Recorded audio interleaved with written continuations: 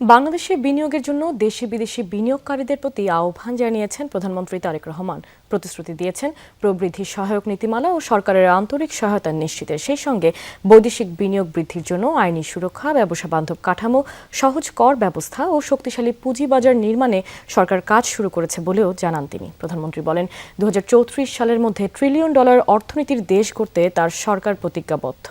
রাজধানীতে বিদেশি বিনিয়োগকারীদের এক সম্মেলনে প্রধানমন্ত্রী তারেক রহমান এসব কথা বলেন। অ্যান্টিব্যাকটেরিয়াল ফর্মুলা বাসনকে চকচকে জীবাণুমুক্ত করে আমাদের দেয় গ্লিটার গ্যারান্টি। স্বল্পোন্নত দেশের মর্যাদা থেকে উত্তরণের পথে হাঁটছে বাংলাদেশ। সরকারের পক্ষ থেকে জোর দেওয়া হয়েছে বৈদেশিক প্রত্যক্ষ বিনিয়োগে।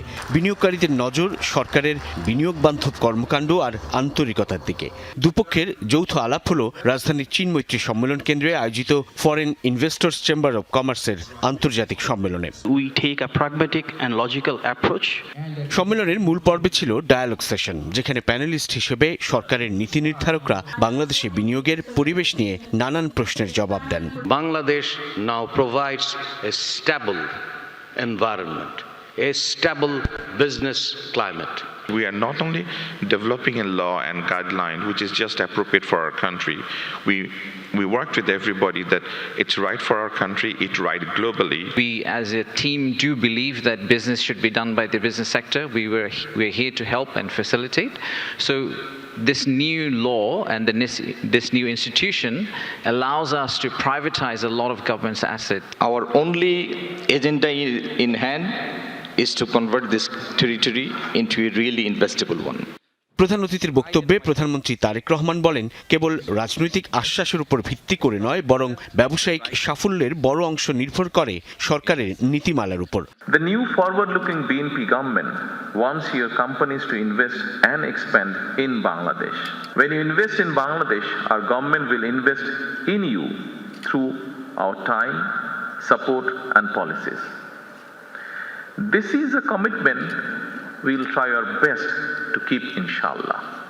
কিছু চ্যালেঞ্জ থাকলেও বিশাল অভ্যন্তরীণ বাজার, পরিশ্রমী মানব সম্পদ, কৌশলগত ভৌগোলিক অবস্থান ও নিরঙ্কুশ জনসমর্থনে নির্বাচিত সরকার দেশকে টেকসই ও স্থায়ী সমৃদ্ধির দিকে এগিয়ে নিচ্ছে বলেও জানান প্রধানমন্ত্রী। আশ্বস্ত করে বলেন, বিনিয়োগকারীদের জন্য ইতিমধ্যেই আইনি সুরক্ষা জোরদারের পাশাপাশি প্রশাসনিক প্রক্রিয়া সহজ ও ডিজিটালাইজড করেছে সরকার। Our vision is to build a rules-based, globally connected, private sector-driven economy. Our government has completed 5 months in office, but our policy preparation began long before the election.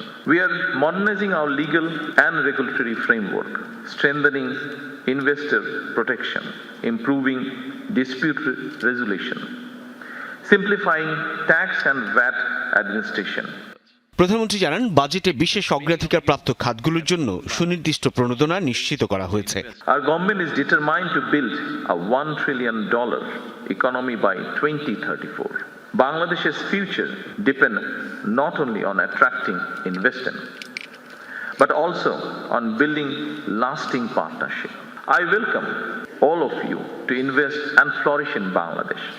Let us grow together, create jobs and shape Bangladesh.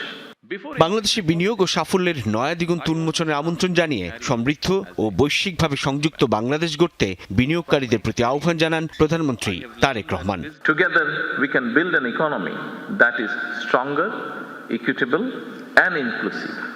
এর আগে প্রধানমন্ত্রী তারেক রহমান ঘুরে দেখেন investor এক্সপোর বিভিন্ন stall. Saifuddin Robin, Jamuna news, Dhaka.